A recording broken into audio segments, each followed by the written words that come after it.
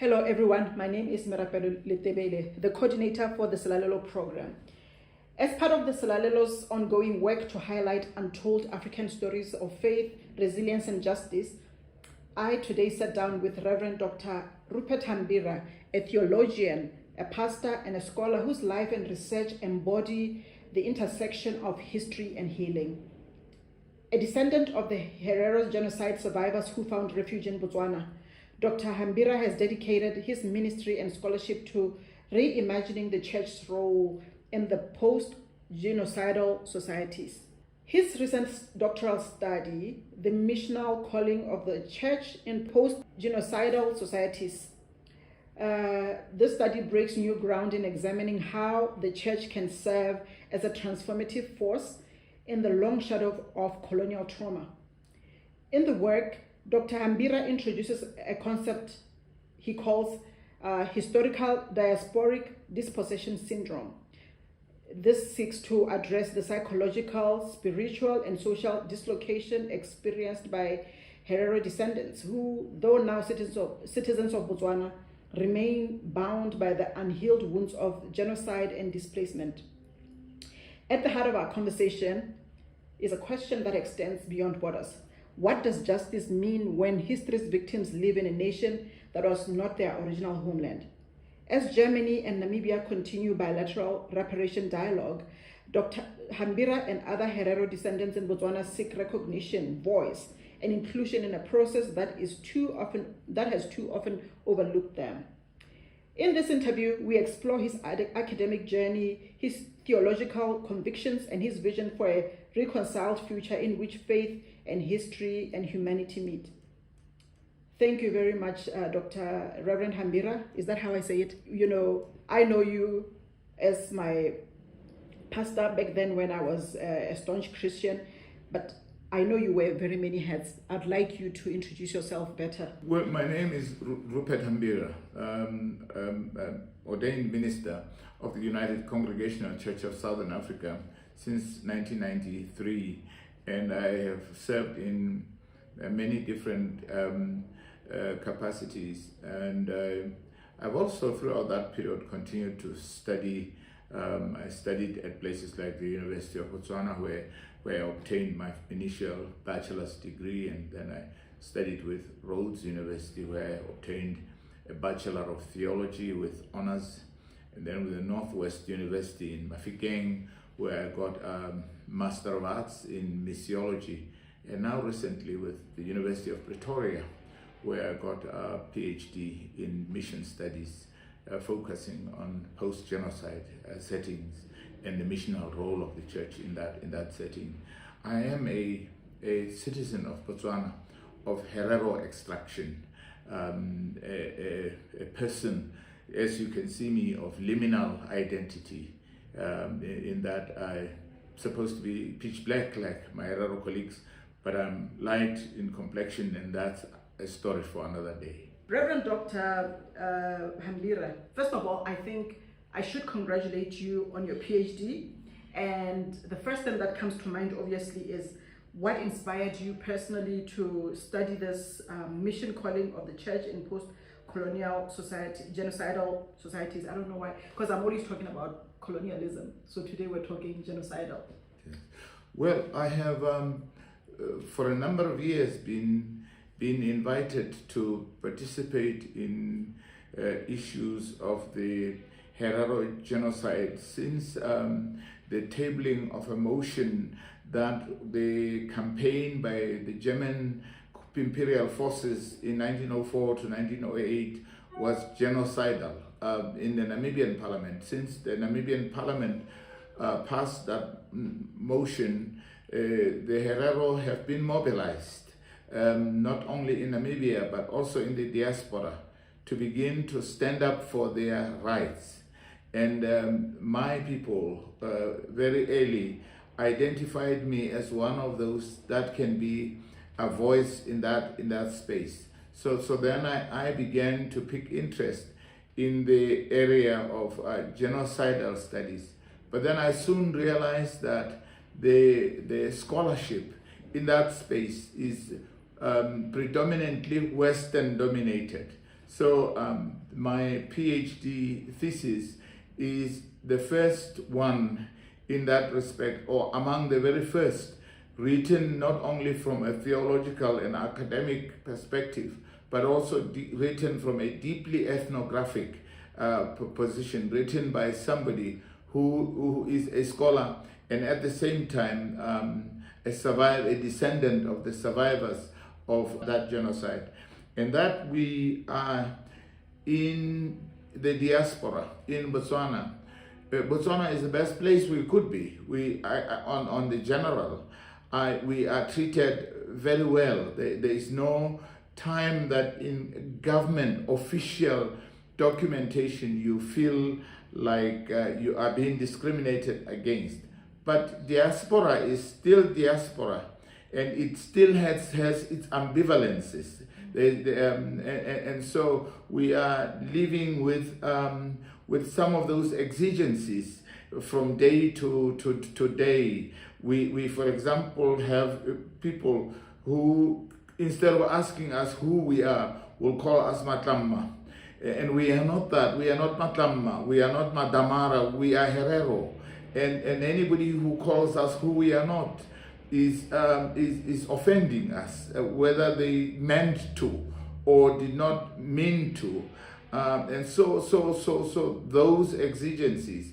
I mean, I live in Botswana and I'm a man of very probably high social ranking. But you know, I'm still a squatter. I only live in lands that belong to Bakwena, Bangwato, Barolong, Baklaping, Barolong, Bakhalahadi, Bangwato, Batawana. Where is Herero land? We've been here for 100 years. There's not one little piece of land that bears our identity. That means we are still the other. We are, without being told you are the other, you are still being othered by being excluded. Only now can our children begin to learn at a school in their mother tongue. Only now can we turn to radio, for example, to listen to a news bulletin, though that is also marginalized and comes at the odd hours of the day. But still, at least it's a first step in the right direction. So exile, it doesn't really matter how peaceful or good or prosperous the country is. Exile is still exile. We are still exiles. We are not just exiles, we are expellees.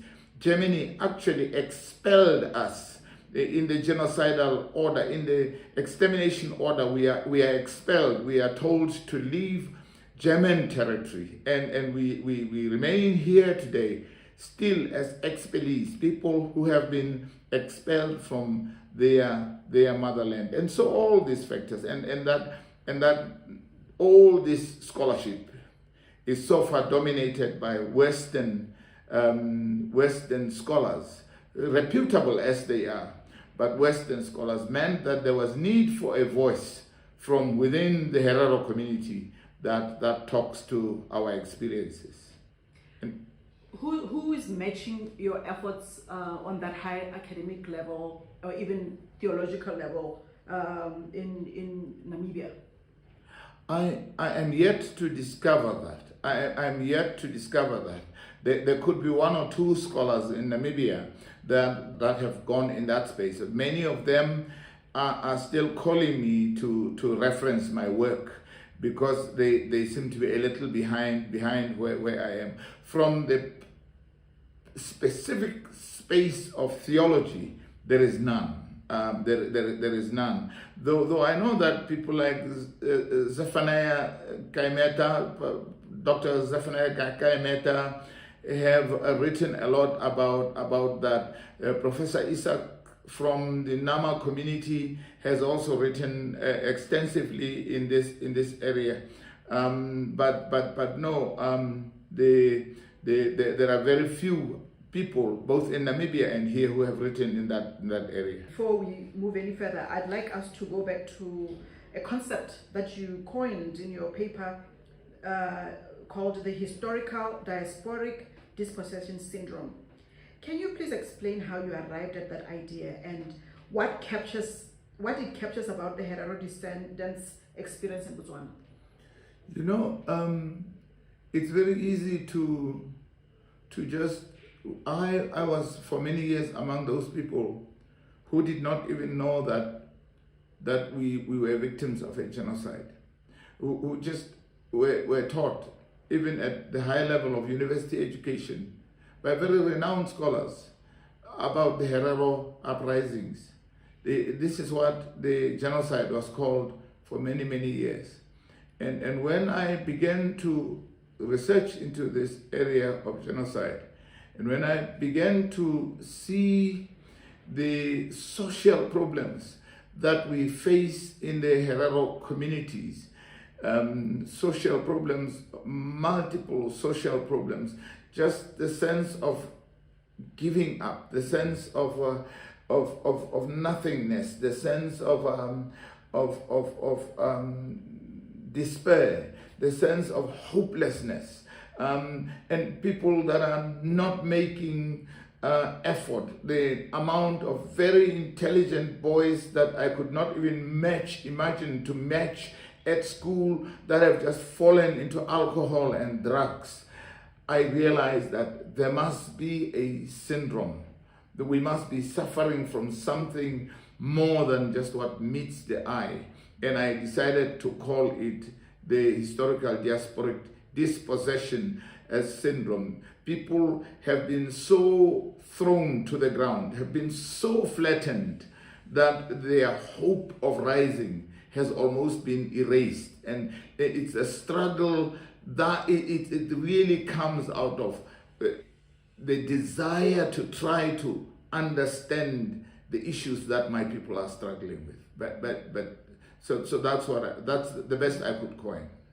I can imagine that if you grow up in a country like Botswana, which is exclusive and inclusive, you know, Botswana is one of those societies that are just so difficult to understand if you're an outsider.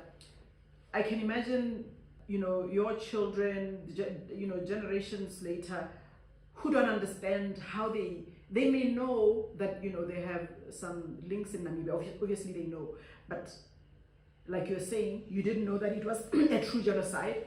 What of the young people? So anyway, just tell us about what maybe was the most striking and maybe surprising key findings in your field work or archival research while you were writing your paper. The thing that I found to be most strange is the talk about forgiveness and reconciliation. Germany's appeal for forgiveness and reconciliation, on the one hand, and its exclusion of the affected communities from the negotiation table, I found those to be mutually exclusive. In other words, you want to be forgiven, but you don't want to confront the person from whom you are seeking forgiveness. It happens nowhere. How did they do it? They prefer the negotiation for reconciliation to be at the diplomatic and bilateral level, and do not want to meet the affected communities, not just for us in the diaspora, but also for those who remain within Namibia. They have been systematically excluded from the negotiation table.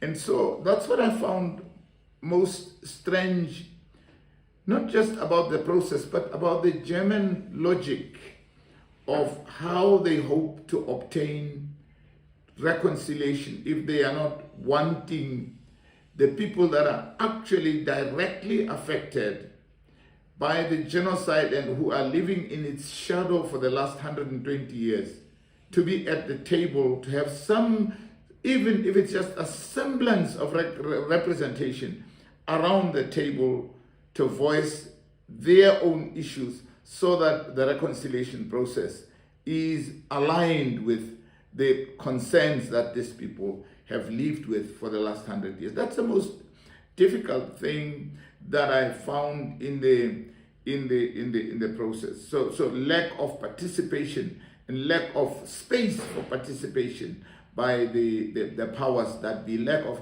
not wanting to create a space for dialogue. What about the Namibian government?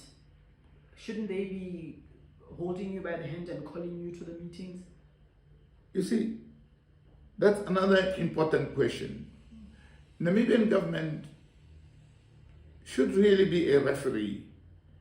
They should be sitting on the table, not as the negotiator, but as the referee, in my view. Because Herero identity is no longer coterminous with Namibian citizenship. The diaspora, the genocide has created a diaspora such that the Herero now are found beyond the geographical boundaries of Namibia.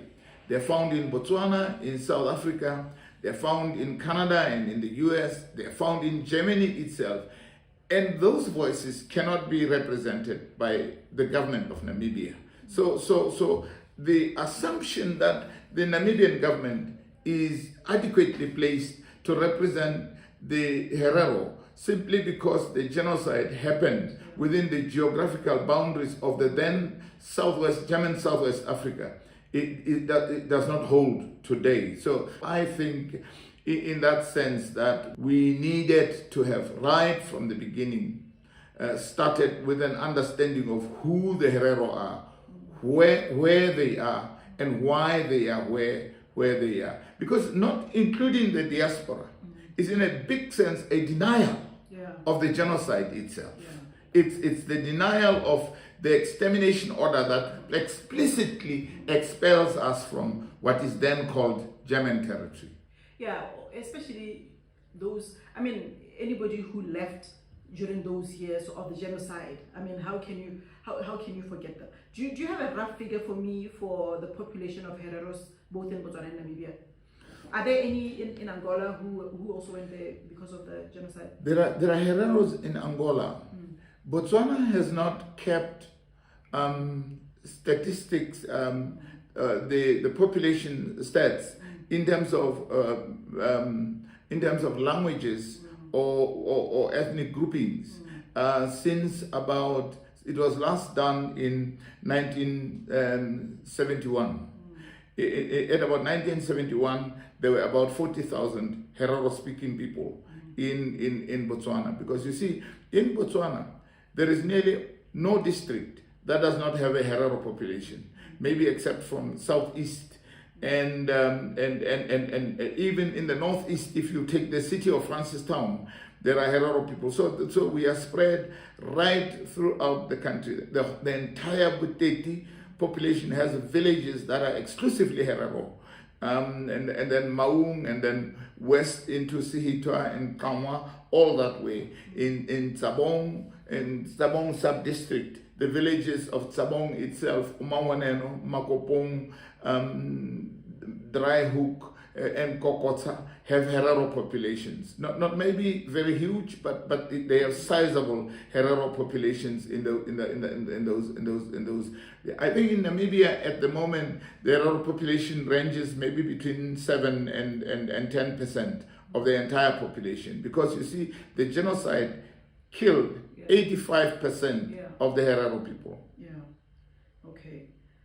No, maybe because of that 10% presence in Namibia. Maybe that's where the problem is. Largely, yes. The current Namibian state is a colonial composition. It's a colonial product. It's a product of the genocide, and maybe that knowing that the Herero have been so reduced, never ever again to have. Exterminated.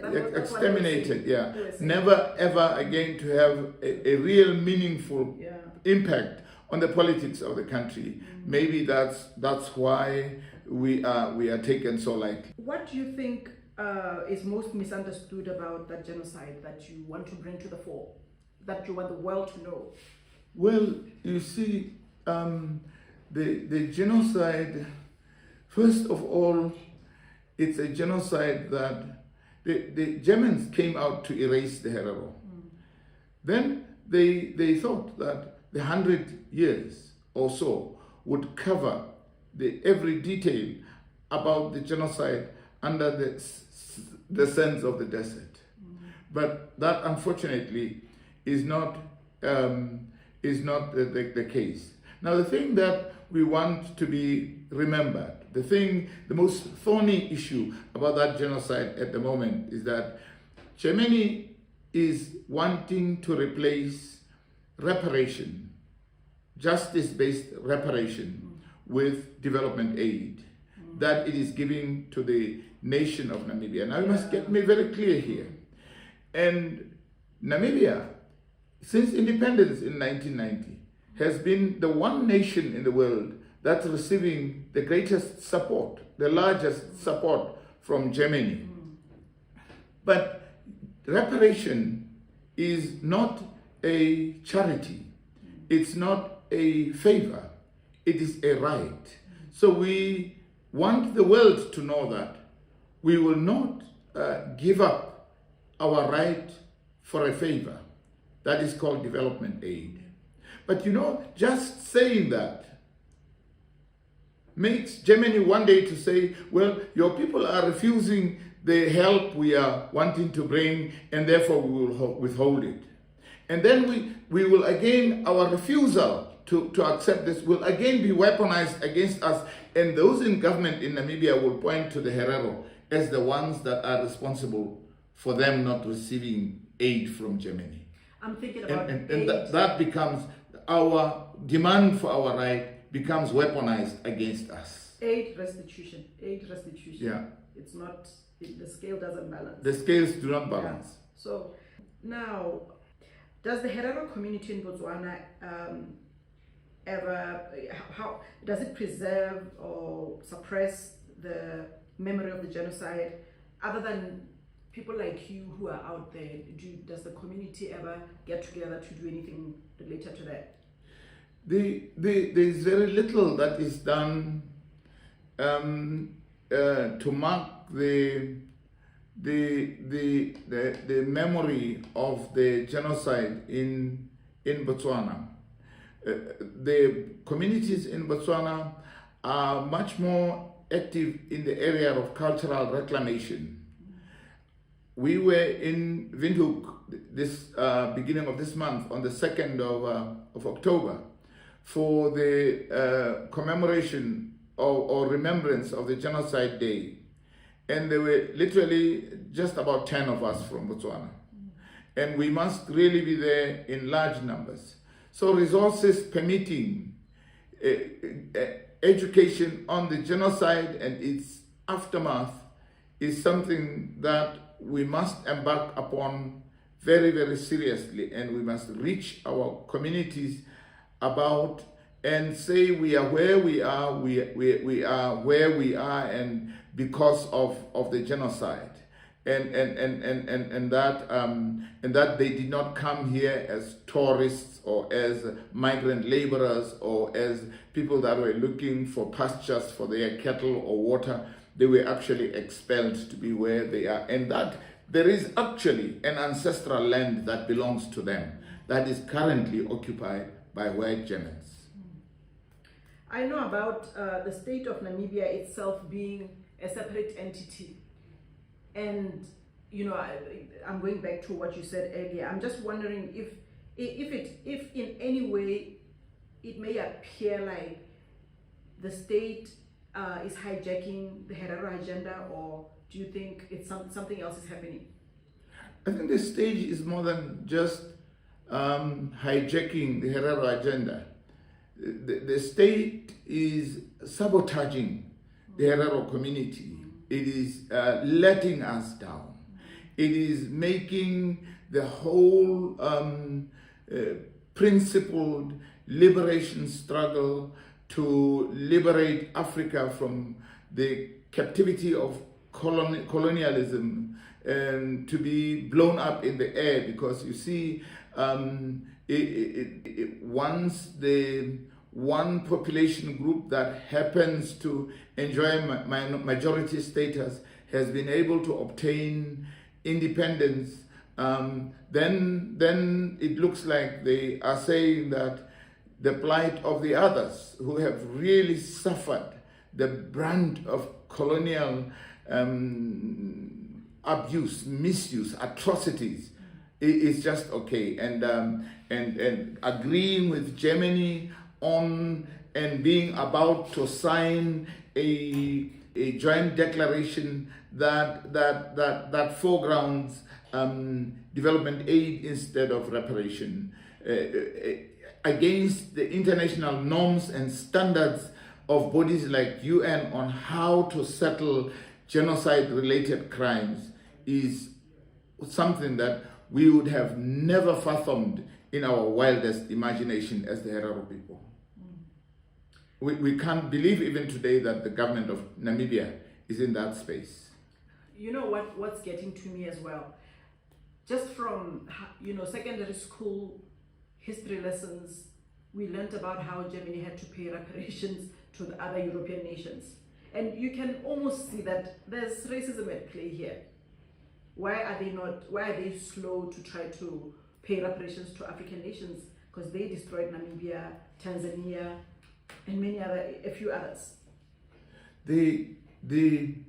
That precisely is the issue, and I raised that in great detail in my thesis. That the question, not only the question of racism, but the very same mindset that caused the atrocity in the beginning among Germans has not changed. They have not shifted an inch. So dictums like never again, which they adopted after the Second World War, after the Holocaust, that they will never again be involved in anything like this, in anything genocidal, seem to only apply when it comes to European atrocities, and African atrocities are treated lightly, which is most unfortunate. They've got an amnesia when it comes to what they did. And I'm also worried because it doesn't look like there's anybody, no entity anywhere in Africa is trying to get the colonial masters to account in any way, shape or form. Are we afraid? What do you think is happening? I think it's a question of aid.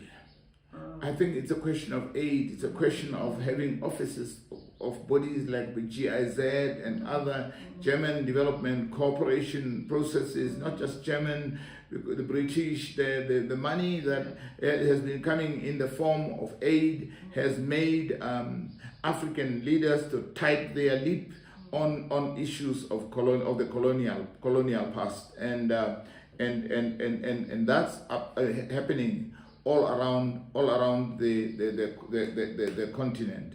And so, I mean, I thought that, for example, the government of South Africa, as the inheritor of the province in 1919, apartheid South Africa took over the province of German Southwest Africa until independence in 1990.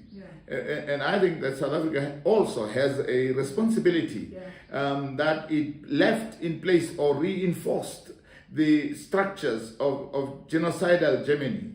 And I thought that South Africa would at this point come alongside the Herero people, Herero and Nama people, and say, we understand the plight of these people, and we also were party to some extent through apartheid in their being erased, and therefore at least help in giving us a voice. And South Africa just now went to the ICJ with the case of Palestinians. Why are they not doing the same with the case of the Herero and Nama of South Africa, when there's a sizable Herero and Nama population right inside South Africa? Let's move on to issues of identity, citizenship, and belonging. Because you and others in the Herero diaspora feel unrepresented, in the current reparations dialogue. What does this reparation mean to you in this context? No, the reparations talk has not even begun. Germany shies away from the question of genocide.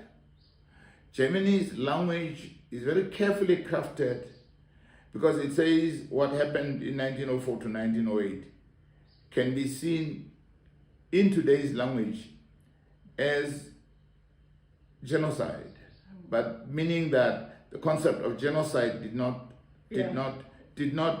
exist at the time the crime was committed.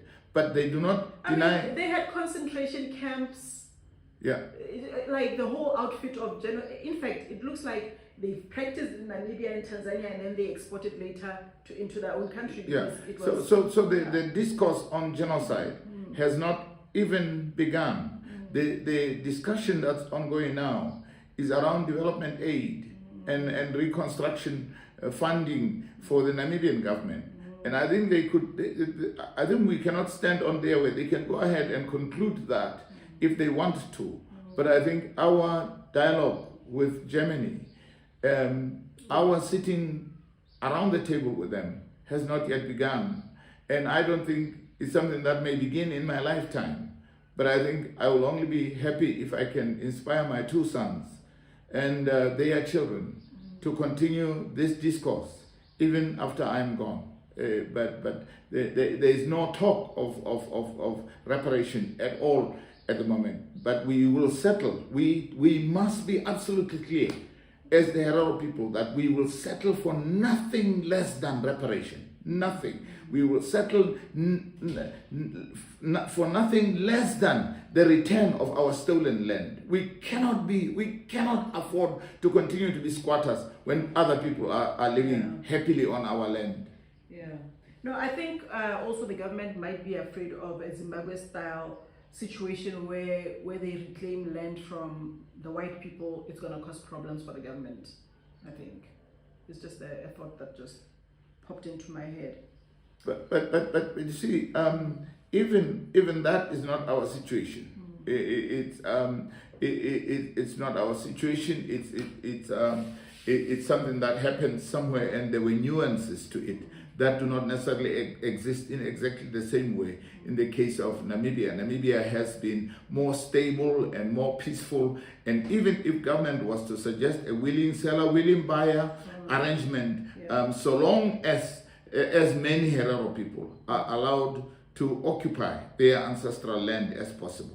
And so for any other Namibian, I'm not just talking for the Herero, so for any other Namibian person who is in need of land, but that we in the diaspora cannot take our gaze is permanently on the stolen ancestral land. I want us to transition, but I just want to ask you an offhanded question about language. So, do you speak Herero? Is it the same as the one in Namibia, or do they detect an accent because now you're used to speaking two other languages, being English and Setswana? I do not speak Herero completely. Oh, you do not? The last person in our family that spoke Herero was my father. It's a language we have lost completely, unfortunately. And we've lost it because, again, you go to the extermination order and you find the reasons why we lost the language. It says, any Herero you find with or without cattle kill. Any Herero you find, Samuel Maharero, you bring him 5,000 marks. You find a man, it's so many. So our people had to hide in a number of ways, and one of the ways was to shy away from speaking their language, fearing that it may be a mark of identity. Okay. So what specific forms of redress or recognition would be meaningful to Herero descendants in Botswana other than the land issue that you spoke of? Well, I think those can only be determined by a process of dialogue around the table. We do not want to come with preconceived ideas. But I think Germany, Namibia, and the affected communities in both Namibia and the diaspora, must sit around the table and see what best works for all of us. We're being guided in that process by international norms and standards. You did say that the German government wants to bring aid instead of doing anything substantive to the victims, and I'm just wondering if if the Germans were to listen to you and your people, for instance, would reconciliation be a possibility? And if so, what does that reconciliation mean to you? Would it be between the nations, Germany and Namibia, or should it be within the wounded community itself?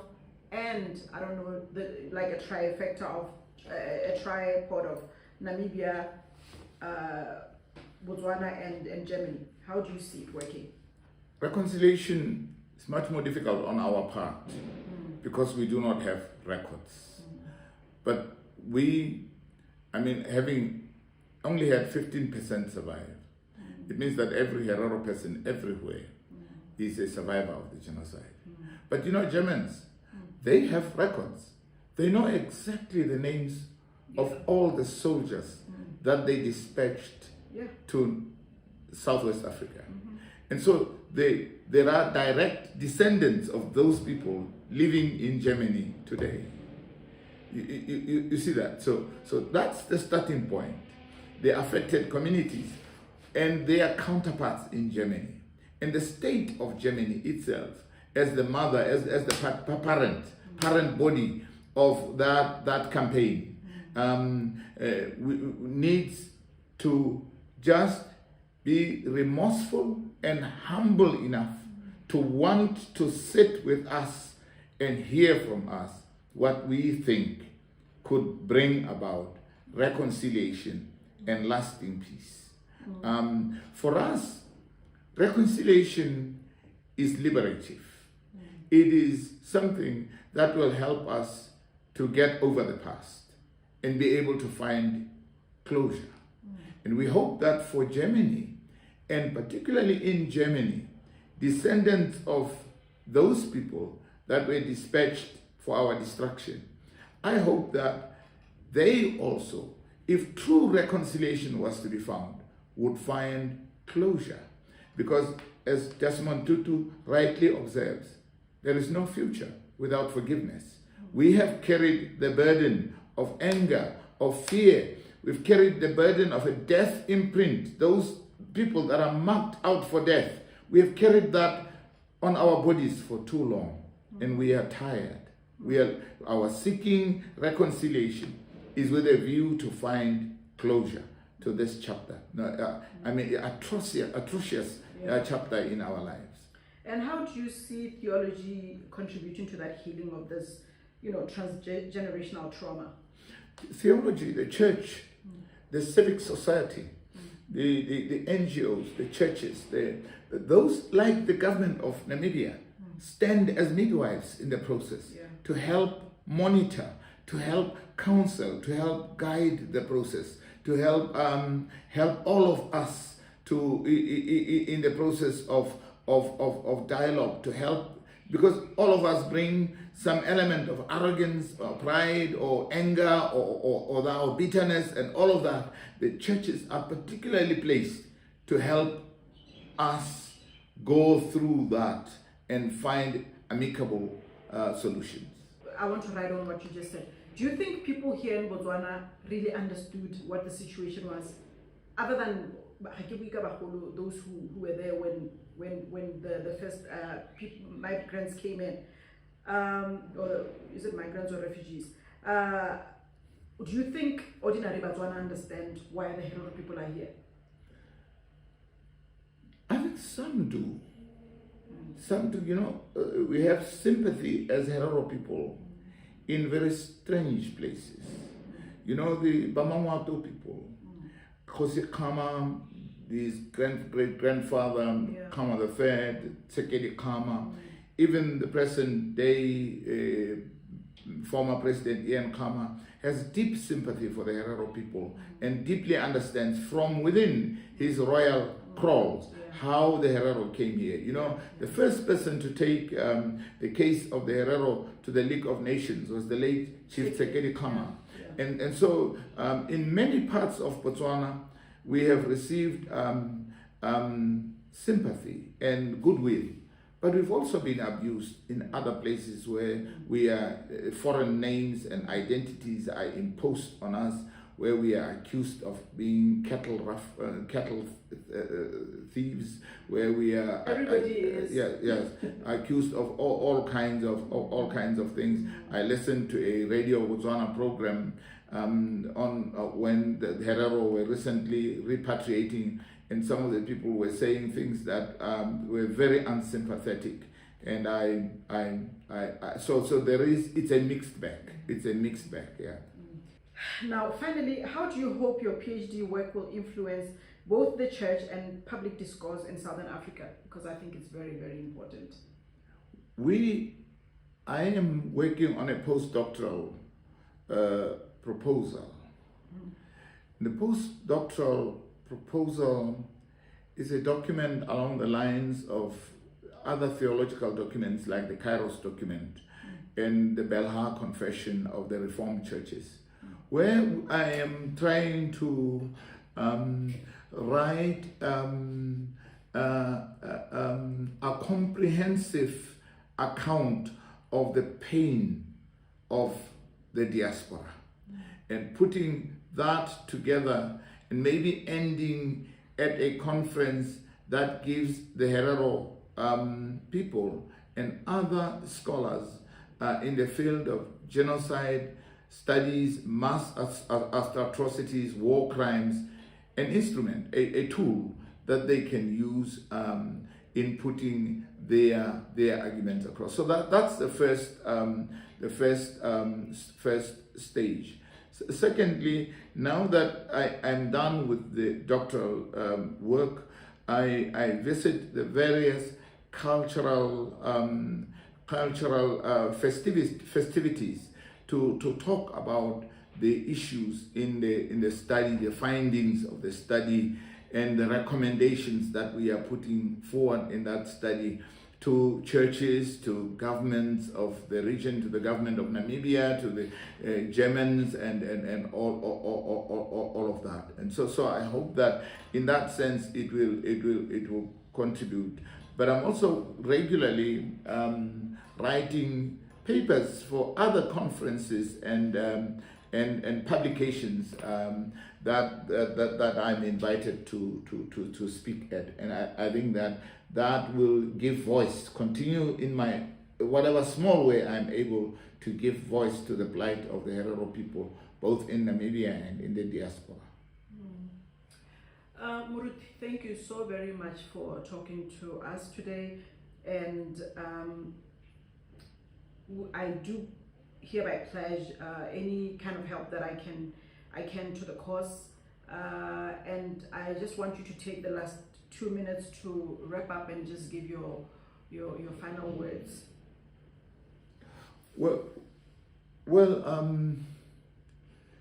The Herero are people that are hanging in the middle, particularly those in the diaspora. They do not know who to look to. They look to governments that they help bring into place. They are let down.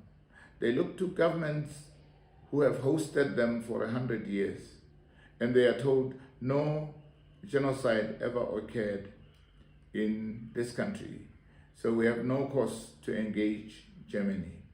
And so we are really left in the lurch. We are standing on very thin ice.